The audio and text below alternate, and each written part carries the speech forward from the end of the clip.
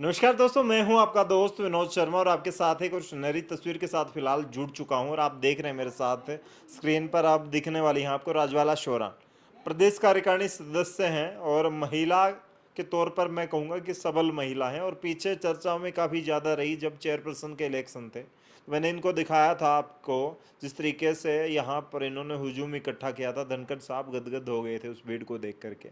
कहीं ना कहीं अब ज़्यादा फिर चर्चा में आ गई हैं भिवानी में, क्योंकि उपराष्ट्रपति का चुनाव हुआ और धनखड़ साहब जीत गए। जिस तरीके से वो विजेता बने हैं, एनडीए के उम्मीदवार जब से बने थे तब से ज़्यादा लोग इनके कनेक्शन में आने लगे थे, कनेक्ट होने लगे थे इनसे।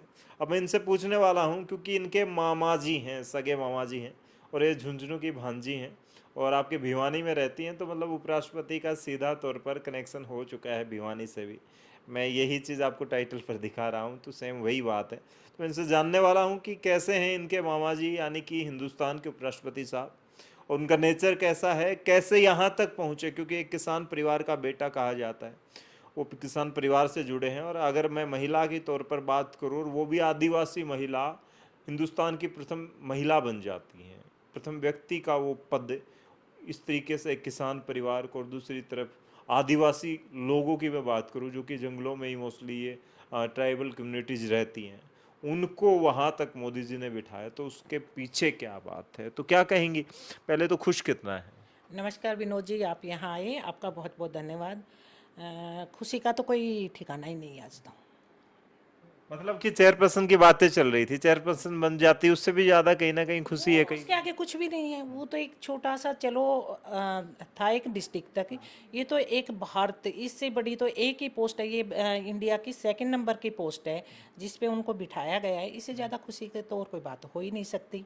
और ये मेरे लिए नहीं, पूरी इंडिया के लिए, पूरे अपने हरियाणा के लिए, पूरे राजस्थान के लिए बहुत बड़ी गौरव की बात है कि एक किसान पुत्र को इस पोस्ट पे बिठाया गया, जो कभी किसी ने सोचा ही नहीं था। किसान परिवार वाली और आदिवासी परिवार से जो महिला आती है उसको इस तरीके से आप बीजेपी के साथ जुड़ी हैं, तो बीजेपी का मोटिव क्या रहता है? बीजेपी कहाँ से ऐसे लोगों को ढूंढती है, कैसे वहां तक सर्वोच्च पदों तक लेके जाती है?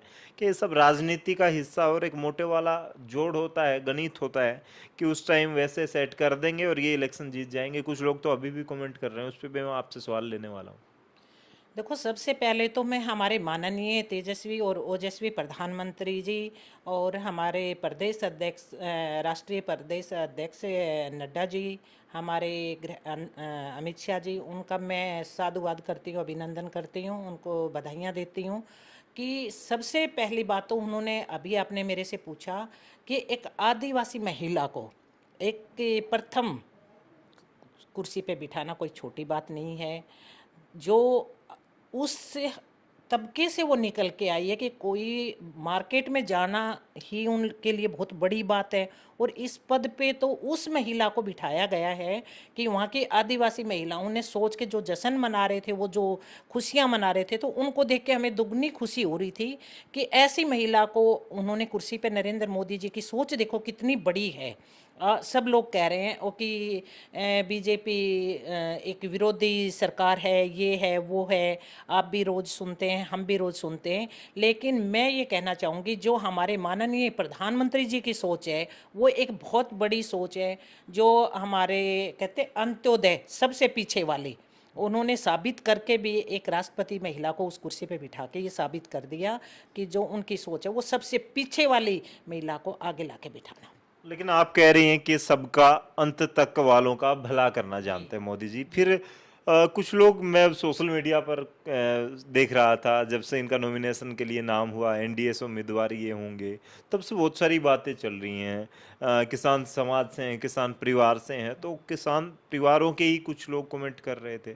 कुछ लोग सोशल मीडिया पर बहुत सारी बातें कर रहे थे कि इलेक्शन को लेकर, राजस्थान गुजरात में जो इलेक्शन होने वाले हैं उसको लेकर के ये चेहरा उतारा गया है और इन्होंने किसानों के लिए, किसान आंदोलन में कुछ नहीं बोला।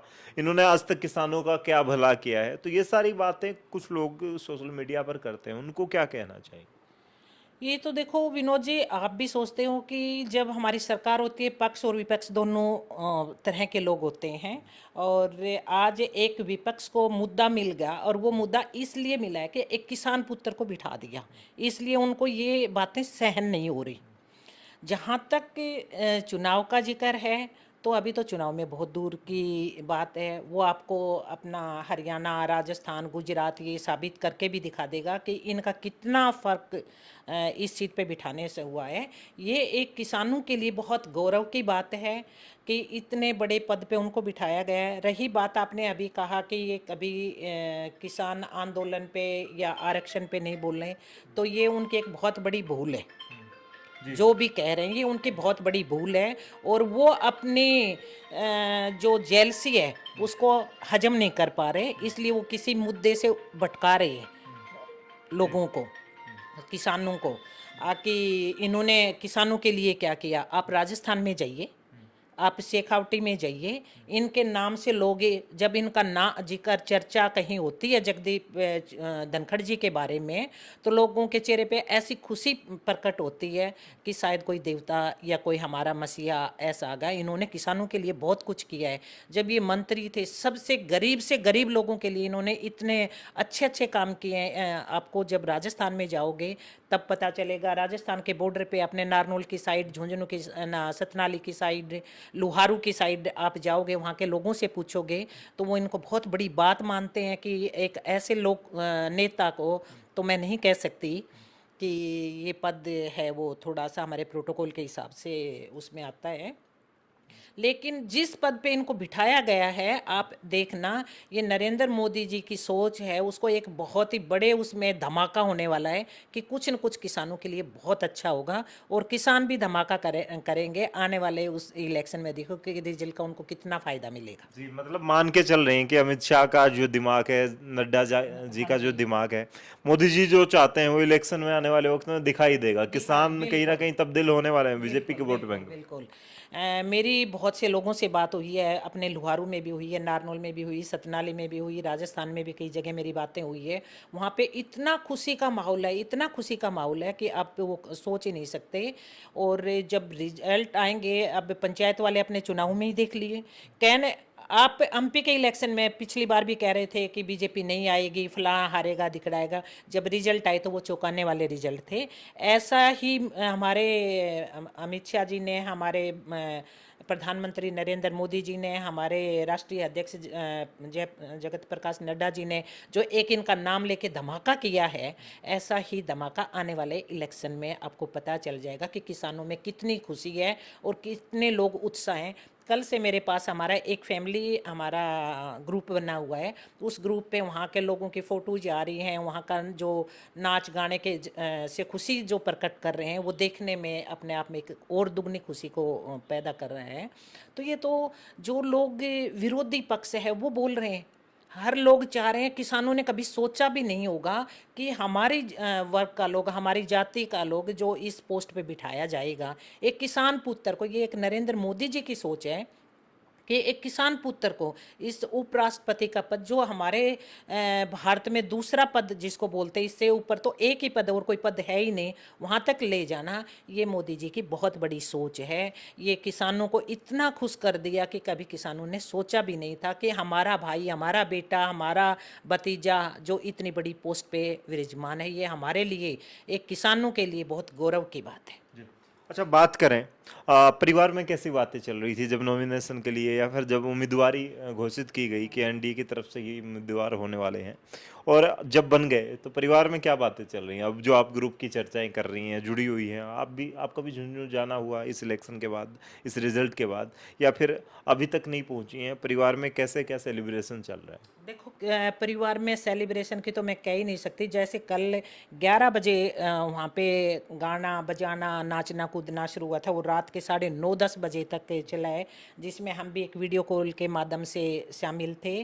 और खुशी तो झुंझुनू डिस्ट्रिक्ट में जब ये गवर्नर बनाए गए, राजस्थान में, हरियाणा में बहुत बड़ी खुशी हुई थी, लेकिन ये पद देने के बाद तो और भी ज़्यादा खुशी हुई है, जो मैं कहती हूँ कि प्रकट कर ही नहीं सकती। जो आपको मेरे चेहरे से, ये हाव भाव से पता चल लग रहा है कि कितनी खुशी मेरे परिवार में, मेरी रिश्तेदारी में, गांव में है विनोद जी, ये तो मैं आपको बता नहीं सकती। अच्छा, मैं बात करूँ एक जैसे हरियाणा में भी कहावत है, राजस्थान में भी होगी कि मामा भांजे का विशेष लगाव होता है, तो वैसे ही भांजा और भांजी तो आपस में क्या कनेक्शन है आपस में, और नेचर वाइज कैसे हैं जगदीप धनखड़ जी, कैसा क्या नेचर रहा? और ये आप मेरे पीछे बुक्स देख रहे होंगे, ये लाइब्रेरी है इनकी, यहाँ पे आप देख सकते हैं। एक वकील के घर में मैं बैठा हूँ, जिस घर में मेरे हिसाब से 4-5 मेंबर है या फिर ज़्यादा ही मेंबर ऐसे हैं जो जजेस तक की पोस्ट पर बैठे हुए हैं, और खुद पीएलए की मेंबर है मेरे साथ बैठी हैं यहाँ पर, और इनकी फैमिली में वकील ही वकील हैं, तो वकील खुद वो थे। तो उनका नेचर कैसा था, कैसा क्या आपस में आप लोगों का जुड़ाव है एक भांजी के नाते उनसे? सबसे पहले तो मैं उनकी जो व्यवहार के बारे में आपको बताना है, वो बहुत ही मधुरभाषी, एक इतने प्यार से बात करते हैं, बहुत ही आराम से पूछने कहने वाली बात है उनका व्यवहार। बहुत जो एक नेता, एक अच्छे एडवोकेट का, एक अच्छे पॉलिटिशियन का, एक अच्छे वक्ता का, तो वो सारे गुण उनके अंदर हैं। वो मधुरभाषी भी हैं, ज्ञानी भी हैं, और जिस क्षमता से, जिस संविधान से वो लड़ाई लड़ के यहाँ तक पहुँचे हैं, तो उनको संविधान के बारे में बहुत नॉलेज है। जो वहाँ पहुँचे हैं वो सिर्फ अपने समझ और निर्णय लेने की जो उनके अंदर क्षमता है, उस कारण से मोदी जी ने उनको वहाँ बिठाया है। आपका क्या कैसा कनेक्शन? मेरा कनेक्शन तो मैं ये कहती हूँ जी, बहुत एक मामा भांजे का बहुत एक गहरा संबंध, प्यार का संबंध होता है।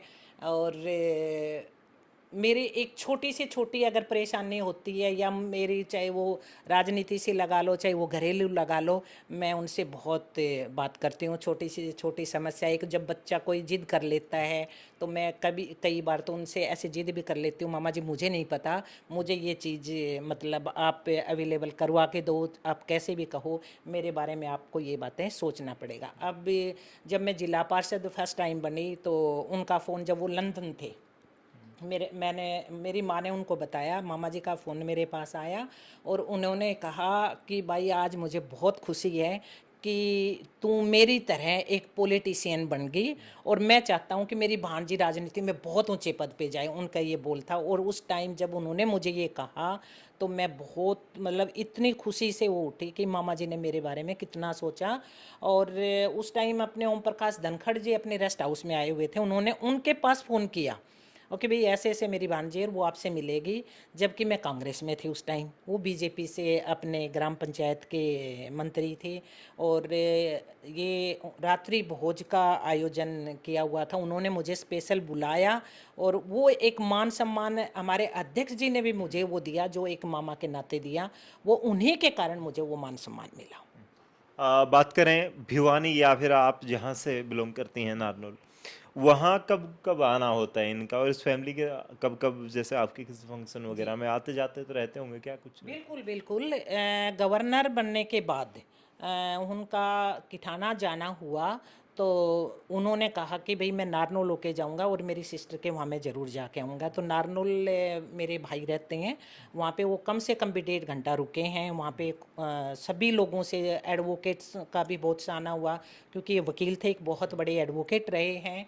तो जब जिनको पता चला कि गवर्नर साहब यहाँ नारनौल आए हुए हैं और यहाँ से दिल्ली जाएंगे, तो वहाँ पहले से काफ़ी वकील जुड़े हुए थे। तो ये तो वहाँ नारनौल गए। और चलो गवर्नर तो वो बाद में बने हैं, उपराष्ट्रपति बाद में बने हैं। हमारा तो एक मामा भांजी का रिश्ता है, जो मुझे हर प्रोग्राम में वो शादी में बुलाते हैं, छोटे से छोटा, बड़े से बड़े जो भी प्रोग्राम होते हैं, तो मेरा उनके वहाँ जाना होता है। अब भी 16 फरवरी को मेरी मुलाकात हुई थी मामा और मामी से, वो भी कोई शादी में आए हुए थे, बड़े नाना के पोता की शादी थी, मैं भी वहाँ गई हुई थी। कम से कम आधा घंटा फार्म हाउस पे बैठ के हमारी बातें भी हुई। रही मामी की बात, तो वो एक इतनी समाज से जुड़ी हुई, इतनी एक घरेलू लेडीज हैं, और वो खुद एडवोकेट है। लेकिन जब भी घर में अगर कोई मेहमान जाता है, तो वो इतने आदर के साथ अपने हाथों से चाय बनाना, वो करना, वो एक बहुत बड़ी बात है। इतनी बड़ी पोस्ट पे रहते हुए भी एक रिश्तेदार का इतना आदर करना, ये कोई छोटी बात नहीं है, वो बहुत वो करती हैं। मेरे बड़े बेटे की जब रिंग सेरेमनी थी, सगाई, तो उसमें मैंने मामा जी को बुलाया। तो मामा जी तो व्यस्त कारणों के कारण नहीं आ सके थे।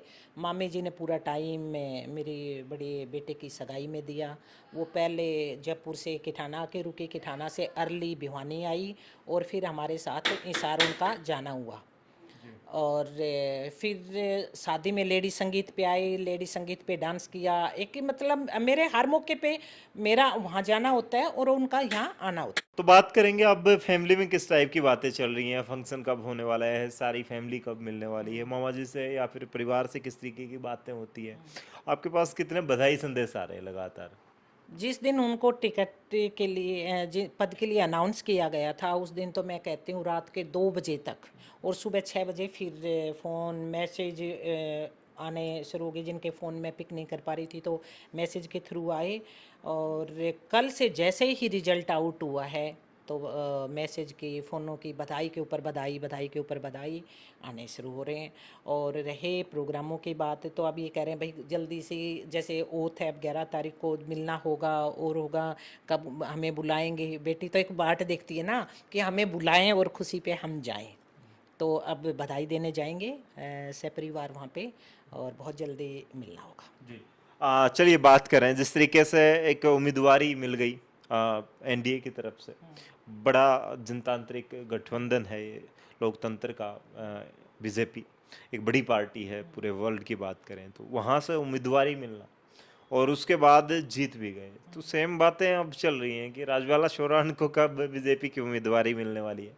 चर्चाएं तो पिछली बार भी आपकी विधायकी के लिए थी और अब की बार भी यूँ चर्चाएं कि बारडा से आपको बीजेपी नाराज नहीं करेगी। आपके दिमाग में क्या चल रहा है? चेयरपर्सन वाली टिकट तो चलो नहीं बनी बात, लेकिन अब विधायकी वाला क्या एक बड़ा मोर्चा मिलने वाला है, एक बड़ा वो कहेंगे कि गिफ्ट मिलने वाला है, क्योंकि मामा जी का वहाँ तक पहुँचना, पार्टी में इतना एक लेवल होना।